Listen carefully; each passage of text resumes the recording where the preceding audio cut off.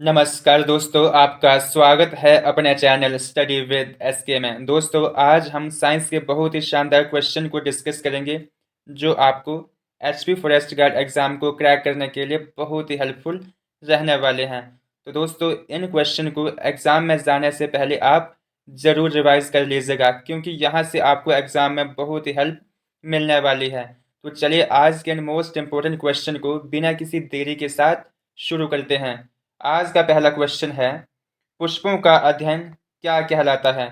आपके पास option A है anthology, option B है पोमोलॉजी, ऑप्शन सी है माइकोलॉजी और ऑप्शन डी है पेडोलॉजी। तो दोस्तों, कौन सा ऑप्शन सही होगा?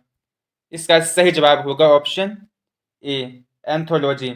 पुष्पों के वैज्ञानिक अध्ययन को एंथोलॉजी कहा जाता है। ऑप्शन बी की बात करें, पोमोलॉजी, तो दोस्तों पोमोलॉजी को फलों का वैज्ञानिक अध्ययन कहा जाता है। माइकोलॉजी, कवकों के वैज्ञानिक अध्ययन को माइकोलॉजी कहा जाता है।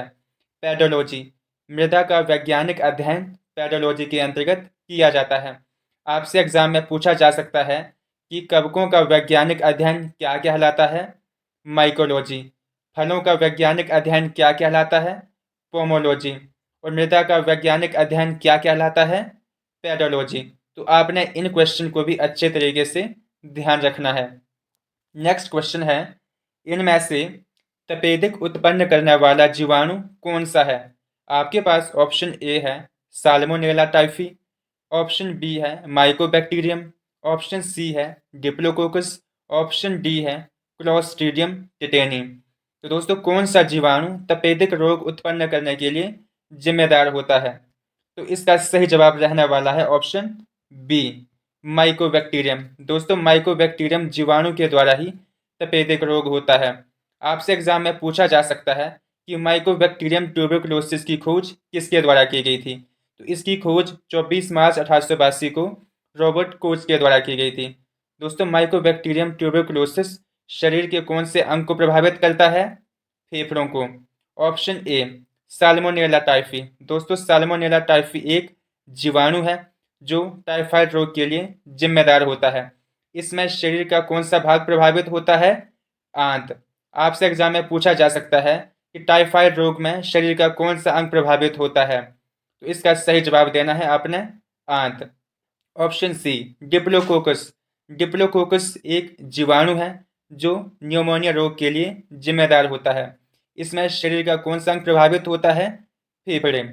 Clostridium tetani. दोस्तों, यह जीवाणु टिटेनियस रोग के लिए जिम्मेदार है और इसमें शरीर का तंत्रिका तंत्र प्रभावित होता है। तो आपने इन क्वेश्चन को अच्छे तरीके से याद रखना है। नेक्स्ट क्वेश्चन है, कोशिका के वैज्ञानिक अध्ययन को क्या कहा जाता है? आपके पास ऑप्शन ए है हिस्टोलॉजी, ऑप्शन बी है साइटोलॉजी, ऑप्शन सी है पैलेंटोलॉजी और ऑप्शन डी है ऑर्निथोलॉजी। तो दोस्तों, इसका सही जवाब होगा ऑप्शन बी साइटोलॉजी। कोशिका के वैज्ञानिक अध्ययन को साइटोलॉजी कहा जाता है। दोस्तों, अब हम कोशिका से संबंधित कुछ महत्वपूर्ण तथ्यों को डिस्कस करते हैं। आपसे एग्जाम में पूछा जा सकता है कोशिका कौन सी भाषा का शब्द है? तो कोशिका लैटिन भाषा का शब्द है। दोस्तों, कोशिका को अंग्रेजी में सेल कहा जाता है, जो लैटिन भाषा के शब्द सेलुला से लिया गया है, जिसका अर्थ होता है एक छोटा सा कमरा। आपसे एग्जाम में पूछा जा सकता है कि कोशिका की खोज कब और किसके द्वारा की गई थी? कोशिका की खोज 1665 ईस्वी में रॉबर्ट हुक के द्वारा की गई थी। दोस्तों, सबसे छोटी कोशिका कौन सी होती है? माइकोप्लाज्मा। इसका आकार 0.1 माइक्रोन के बराबर होता है और सबसे बड़ी कोशिका शुतुरमुर्ग के अंडे में पाई जाती है। इसका माप कितना होता है? 170 मिलीमीटर। और दोस्तों, एग्जाम में आपसे ये भी पूछा जा सकता है कि सबसे लंबी कोशिका कौन सी होती है? तो सबसे लंबी कोशिका तंत्रिका तंत्र की कोशिका को कहा जाता है। Option A histology. हिस्टोलॉजी के अंतर्गत ऊतकों का अध्ययन किया जाता है। पैलेंटोलॉजी। दोस्तों, जीवाश्म विज्ञान के अध्ययन को पैलेंटोलॉजी कहा जाता है और पक्षियों के वैज्ञानिक अध्ययन को ऑर्निथोलॉजी कहा जाता है। इन सब क्वेश्चन को आपने अच्छे तरीके से रिवाइज करना है ताकि आपके मन में यह हमेशा के लिए बच सके। नेक्स्ट क्वेश्चन है, हाइड्रोफाइट क्या होते हैं?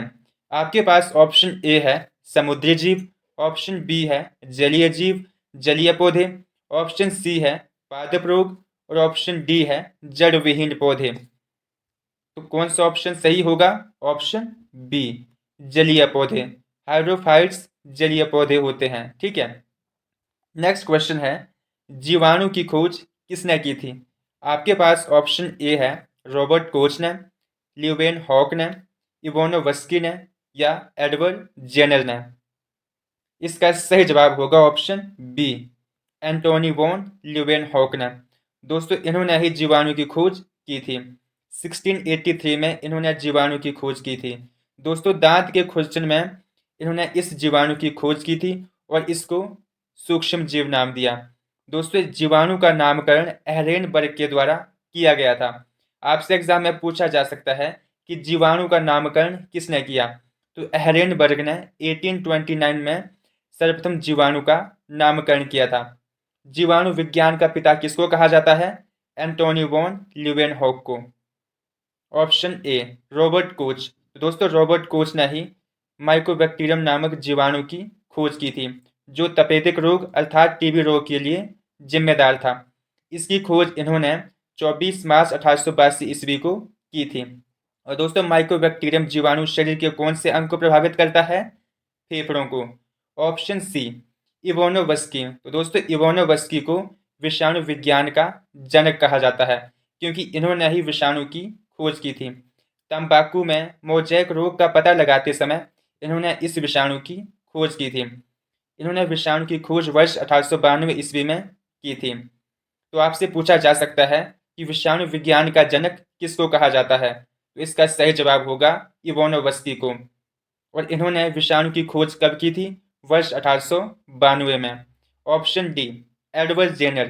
दोस्तों एडवर्ड जेनर ने ही सर्वप्रथम चेचक के टीके की खोज की थी। नेक्स्ट क्वेश्चन है, रक्त परिसंचरण की खोज किसने की थी? आपके पास ऑप्शन ए है कार्ल लैंडस्टीनर, ऑप्शन बी है विलियम हार्वे, ऑप्शन सी है बेंटिंग एवं वेस्ट, ऑप्शन डी है लुई पास्चर। तो दोस्तों किस वैज्ञानिक ने रक्त परिसंचरण तंत्र की खोज की थी?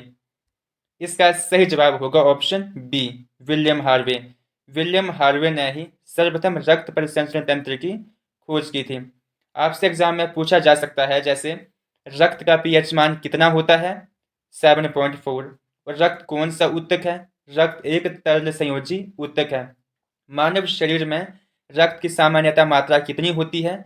लगभग 5 से 6 लीटर। ऑप्शन ए को डिस्कस करते हैं, कार्ल लैंडस्टीनर।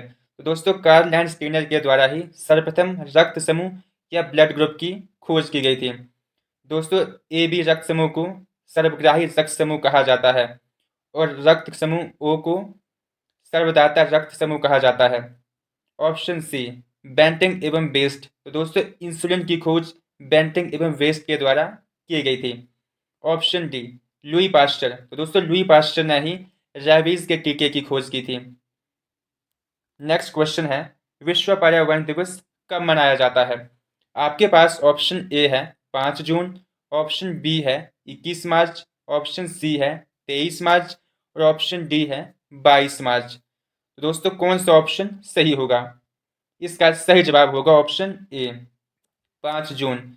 विश्व पर्यावरण दिवस प्रत्येक वर्ष 5 जून को मनाया जाता है। दोस्तों एग्जामिनर आपसे ये भी पूछ सकता है कि विश्व पर्यावरण दिवस सबसे पहले कब मनाया गया? तो 1974 को पहली बार विश्व पर्यावरण दिवस मनाया गया था। ऑप्शन बी को डिस्कस करते हैं, 21 मार्च। तो दोस्तों 21 मार्च को कौन सा इंपॉर्टेंट डे मनाया जाता है? वन दिवस। ऑप्शन सी 23 मार्च। 23 मार्च को कौन सा इंपॉर्टेंट डे मनाया जाता है? पृथ्वी दिवस, जिसको अर्थ डे के नाम से भी जाना जाता है।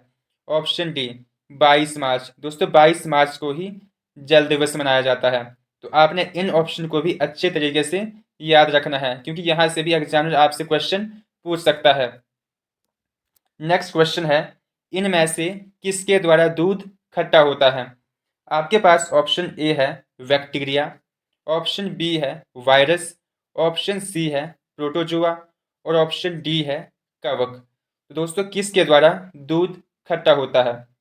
तो इसका सही जवाब होगा ऑप्शन ए बैक्टीरिया। बैक्टीरिया के द्वारा ही दूध खट्टा होता है। लैक्टोबैसिलस बैक्टीरिया के कारण ही दूध खट्टा हो जाता है। अब हम बात करते हैं बैक्टीरिया की। बैक्टीरिया को जीवाणु कहा जाता है। और दोस्तों बैक्टीरिया की खोज एंटोनी वॉन ल्यूवेनहॉक के द्वारा 1683 में की गई थी। इन्होंने दांत के खुरचन में इस जीवाणु को खोजा था, इसलिए इन्हें जीवाणु विज्ञान का जनक कहा जाता है। आपने इन सब बातों को ध्यान में रखना है। Option B virus. अब हम वायरस को डिस्कस करते हैं। दोस्तों वायरस, इसकी खोज इवानोवस्की के द्वारा वर्ष 1892 ईस्वी में की गई थी, इसलिए इवानोवस्की को विषाणु विज्ञान का जनक कहा जाता है। आपसे पूछा जा सकता है कि वायरस की खोज किस में की गई थी, तो तंबाकू रोग में मोजैक रोग का पता लगाते समय वायरस की खोज की गई थी। Option C protozoa. दोस्तों प्रोटोजुआ, तो मलेरिया रोग किस प्रोटोजुआ के कारण होता है? प्लाज्मोडियम नामक प्रोटोजुआ के कारण। तो आपसे इस तरह से एग्जामिनर क्वेश्चन पूछ सकता है। ऑप्शन डी कवक। आपसे एग्जामिनर क्वेश्चन पूछ सकता है कि एथलीट फुट बीमारी किससे संबंधित है? तो इसका सही जवाब होगा कवक से। नेक्स्ट क्वेश्चन है, मोर का वैज्ञानिक नाम क्या है? आपके पास ऑप्शन ए है पावोक्रिस्टेटिस, ऑप्शन बी है राना टिग्रिना, ऑप्शन सी है मस्का डोमेस्टिका, ऑप्शन डी है ट्रिटिकम एस्टिवम।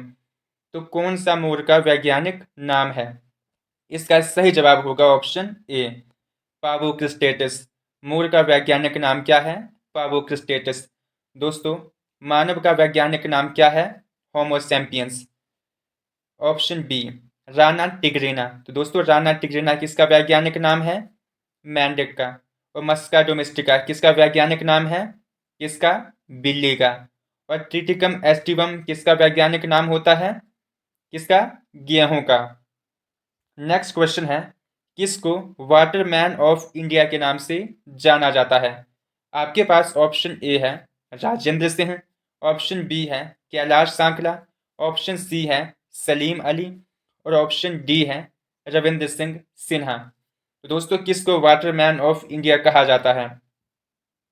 इसका सही जवाब होगा ऑप्शन ए राजेंद्र सिंह। दोस्तों राजेंद्र सिंह को ही वाटरमैन ऑफ इंडिया कहा जाता है। Option B Kailash Sankhla. दोस्तों कैलाश सांखला को टाइगर मैन ऑफ इंडिया कहा जाता है। सलीम अली को बर्ड मैन ऑफ इंडिया कहा जाता है। Option D Ravindra Singh Sinha. रविंद्र सिंह सिन्हा को डॉल्फिन मैन ऑफ इंडिया कहा जाता है। तो दोस्तों इस तरह से हमने आज साइंस के बहुत ही मोस्ट इंपोर्टेंट क्वेश्चन को विद ऑप्शन डिस्कस किया, जो आपको एग्जाम में बहुत ही हेल्पफुल रहने वाले हैं। तो दोस्तों आप इन क्वेश्चन को जितना रिवाइज कर सकते हो रिवाइज कर लेना, क्योंकि यहाँ से एग्जाम में क्वेश्चन आने की संभावनाएं बहुत ही ज़्यादा हैं। तो चलिए आज की वीडियो में बस इतना ही। अब मिलते हैं नेक्स्ट वीडियो में। तो जय हिंद, जय भारत।